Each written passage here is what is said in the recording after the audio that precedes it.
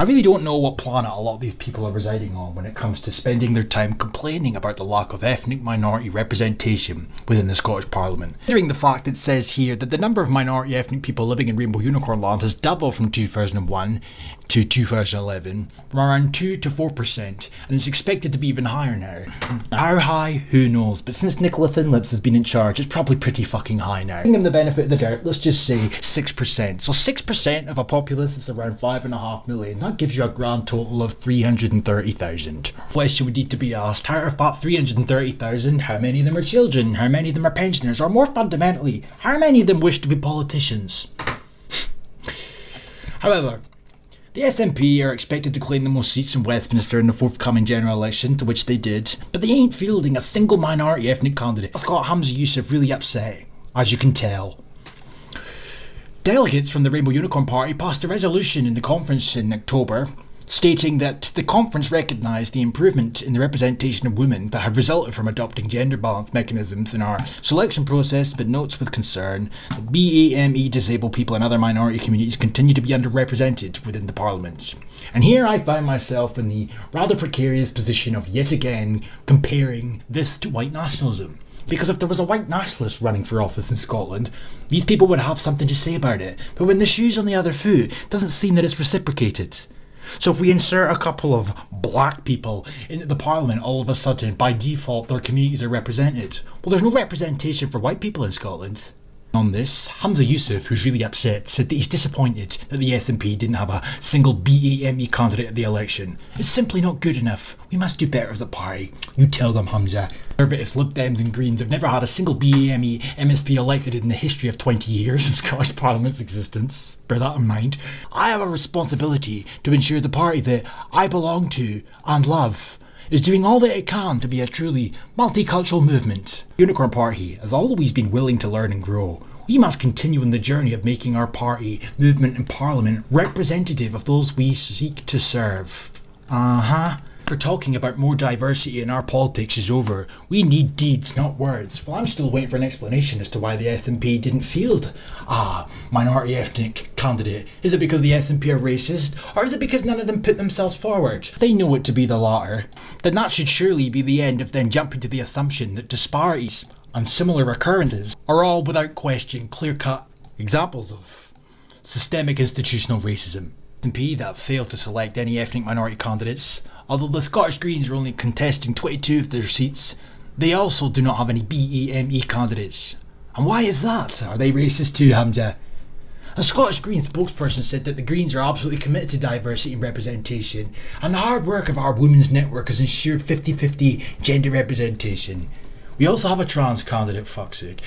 However, we also recognise there is still much to do as we work to encourage diversity of representation across the party, particularly in relation to BAME people that are represented in Scottish politics. Insufferable, pandering fucking wankers. It's all very well and good to tickle the metaphorical ballsack of the diversity gods, but at the end of the day, if there isn't a BAME candidate willing to step forward, then there ain't much else that can be done.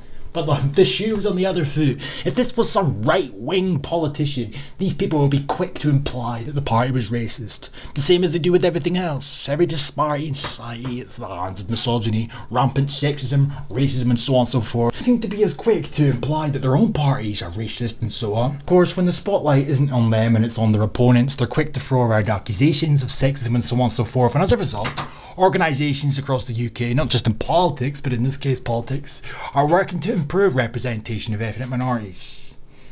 One such campaign is Operation Black Vote.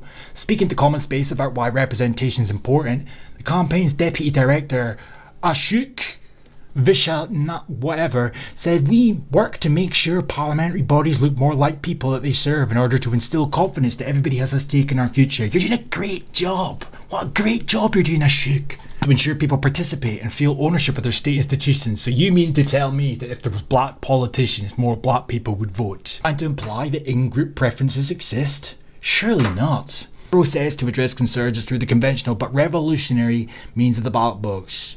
We've always gone into schools and said that our democracy is a very fragile thing that needs to be tended to, but which can work for everybody if everybody participates and everybody's allowed in with a seat at the table. I'm working with the Rainbow Unicorn Party in this, as the largest party in Rainbow Unicorn Land, it clearly needs to do a great deal more.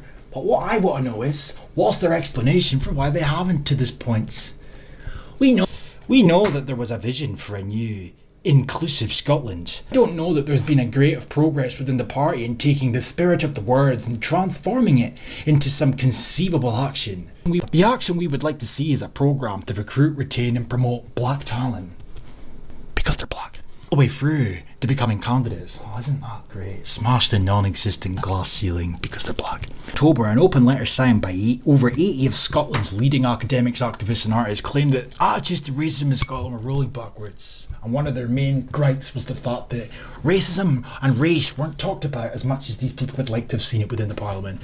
And here was me thinking that would have been a good thing. A bit of indication that we'd move past race. But oh no, not according to these people. We must take into account the history of racialisation. Yeah, that's right, these are the so-called anti-racist experts who have built a curriculum that reflects their beliefs that race doesn't exist and white people created it for themselves and whiteness is a thing, etc, etc, etc, you get the drift. This cannot be reached without discussing how racism operates as a social and institutional structure, fueled by protections and advantages people perceived as white have received over time and in the present day. Something for these activists to have these beliefs, more power to them, couldn't give a fuck. But when they start influencing the way that our society is run on the back of these beliefs, that's where I start to take issue.